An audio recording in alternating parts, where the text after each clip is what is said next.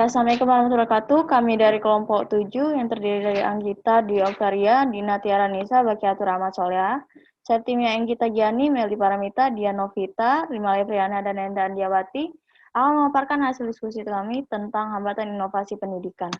Jadi ada 5 pembahasan yang akan kami bahas hari ini. Yang pertama itu ada karakter inovasi pendidikan, yang kedua tujuan inovasi pendidikan, yang ketiga faktor-faktor pendorong inovasi pendidikan, yang keempat faktor-faktor penghambat inovasi pendidikan, dan yang kelima itu proses inovasi pendidikan. Jadi langsung saja itu yang pertama ada karakter inovasi pendidikan yang akan dipaparkan oleh Saudari Baki. Pada Saudari Baki saya persilakan. Baik, karakteristik inovasi pendidikan. Yang pertama, menurut Vanderpool, pertama yaitu relative advantage, artinya relatif berguna dibandingkan dengan yang telah ada sebelumnya. Yang kedua, compatibility, artinya apakah inovasi tersebut akan konsisten terhadap nilai-nilai atau pengalaman dan kebutuhan para adopter. Kemudian yang ketiga, testability, artinya seberapa jauh inovasi tersebut bisa diuji cobakan di sekolah-sekolah atau di lembaga pendidikan. Keempat, observability, artinya apakah inovasi tersebut dapat diperlihatkan secara nyata hasilnya kepada para peserta didik dan apakah kita bisa melihat variasi-variasi saat mengaplikasikan inovasi tersebut. Kemudian, complexity, artinya apakah guru-guru memerlukan pelatihan untuk mengaplikasikan inovasi tersebut dan apakah akan menambah tugas kerja guru. Terima kasih. Oke, lanjut saja yang selanjutnya itu ada tujuan dari inovasi pendidikan yang akan dijelaskan oleh Saudari Rima. Kepada Saudari Rima saya persilakan. Tujuan pendidikan menurut Hamijoyo yaitu meningkatkan sumber-sumber tenaga, uang, dan sarana termasuk struktur dan prosedur organisasi.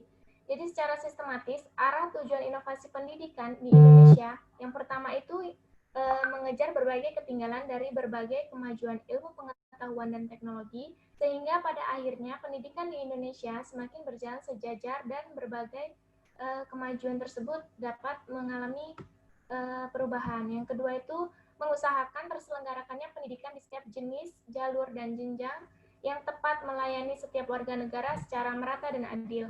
Dan yang terakhir itu mereformasi sistem pendidikan Indonesia yang lebih efisien dan efektif, menghargai kebudayaan nasional dan lancar dan sempurna dalam sistem informasi kebijakan, mengkokohkan identitas dan kesadaran nasional, menumbuhkan masyarakat gemar belajar, menarik minat peserta didik, dan banyak menghasilkan lulusan yang benar-benar diperlukan untuk berbagai bidang pekerjaan yang ada di kehidupan masyarakat. Terima kasih. Selanjutnya itu ada faktor-faktor pendorong inovasi pendidikan yang akan dijelaskan oleh Saudari Dina. Pada Saudari Dina saya persilakan. Baiklah, yaitu faktor-faktor pendorong inovasi pendidikan menurut Hasbullah ada 4. Yang pertama yaitu visi terhadap pendidikan, yaitu usaha dan tujuan pendidikan dilandasi oleh pandangan hidup orang tua, lembaga-lembaga penyelenggara pendidikan, masyarakat, dan bangsanya. Yang kedua yaitu pertambahan penduduk. Pertambahan penduduk ini cepat merupakan faktor yang sangat menentukan dan berpengaruh besar terhadap penyelenggaraan pendidikan, sehingga menuntut adanya pembaharuan di bidang pendidikan. Yang ketiga yaitu perkembangan ilmu pengetahuan.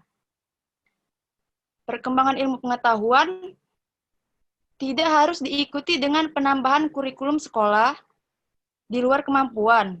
Meskipun kondisi anak didik perlu diperhatikan, anak didik pun tidak mungkin mampu mengikuti dan menguasai segenap penemuan baru tersebut. Dan yang terakhir yaitu tuntutan adanya proses pendidikan yang relevan.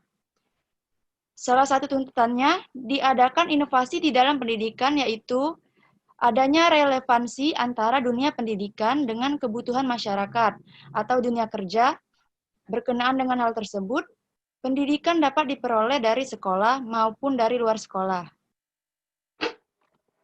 Ya, terima kasih. Oke, selanjutnya itu ada masih faktor-faktor pendorong yang akan dijelaskan oleh Saudari Nenda. Pada Saudari Nenda, saya persilakan.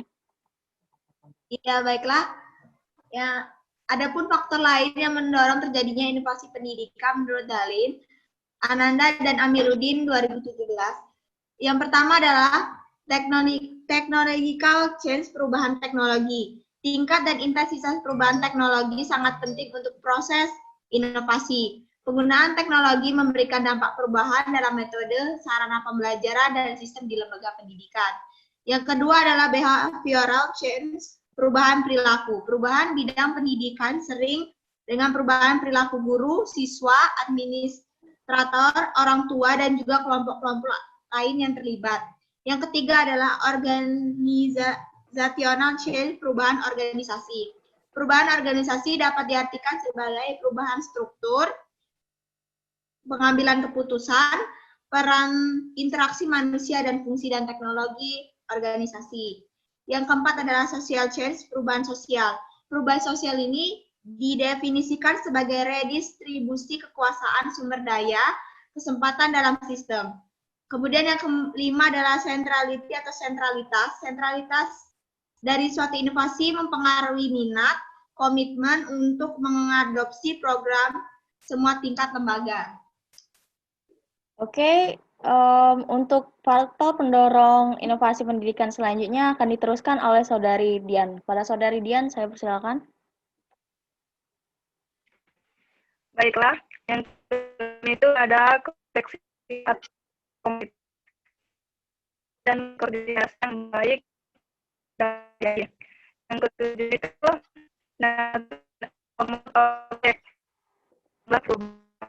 yaitu di dalam inovasi sifat dan jumlah perubahan diasumsikan mengacu kepada kelengkapan atau makna dari upaya perubahan.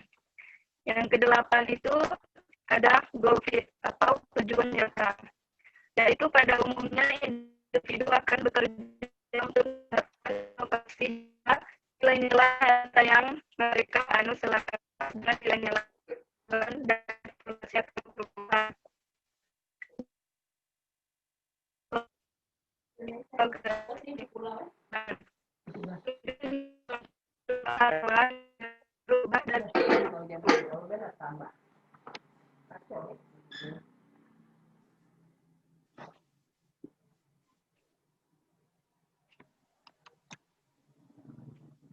Baiklah, selanjutnya itu ada faktor-faktor penghambat inovasi pendidikan yang akan dijelaskan oleh Saudari Septi. Kepada Saudari Septi, saya persilakan.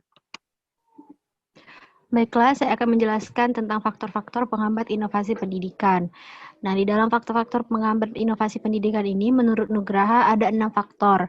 Yang pertama itu perkiraan yang tidak tepat mengenai inovasi.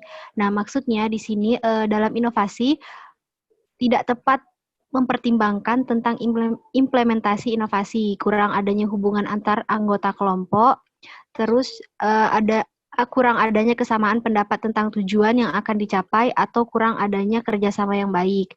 Nah, yang kedua itu adanya konflik dan motivasi. Nah, maksud dari konflik dan motivasi ini adanya masalah-masalah pribadi seperti pertentangan anggota kelompok pelaksana, kurang motivasi untuk bekerja, dan berbagai macam sikap pribadi yang dapat mengganggu proses inovasi. Nah, yang ketiga itu lemahnya berbagai faktor penunjang inovasi. Nah, maksud dari lemahnya berbagai faktor penunjang inovasi ini kurang adanya pertukaran inovasi, tidak mengetahui adanya potensi alam atau jarak yang terlalu jauh, iklim yang tidak menunjang, kurang sarana komunikasi, kurang perhatian dari pemerintah, dan sistem pendidikan yang kurang sesuai dengan kebutuhan. Baiklah, yang selanjutnya yaitu keempat, keuangan atau finansial yang tidak terpenuhi.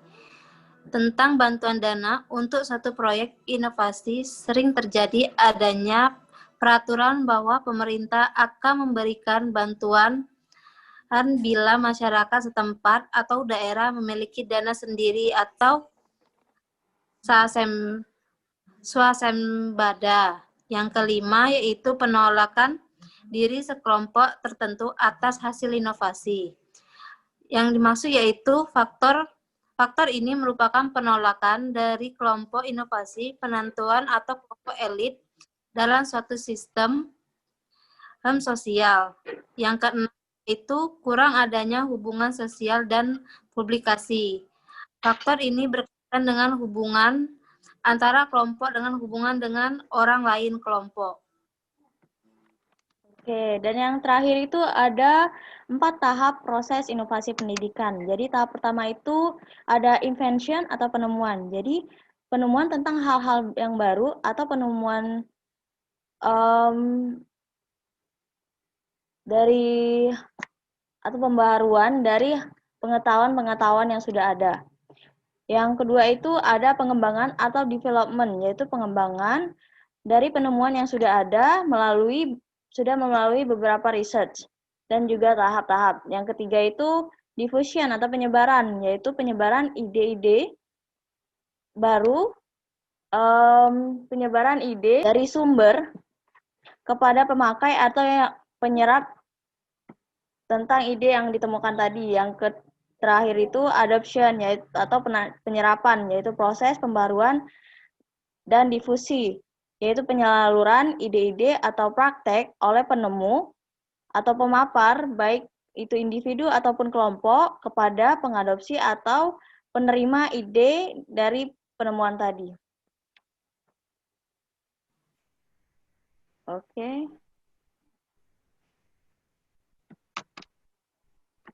Sekian dari paparan kami, lebih dan kurang kami mohon maaf, pada Allah kami mohon ampun, wabillahi taufiq walhidayah, wassalamualaikum warahmatullahi wabarakatuh. Waalaikumsalam. Waalaikumsalam warahmatullahi wabarakatuh.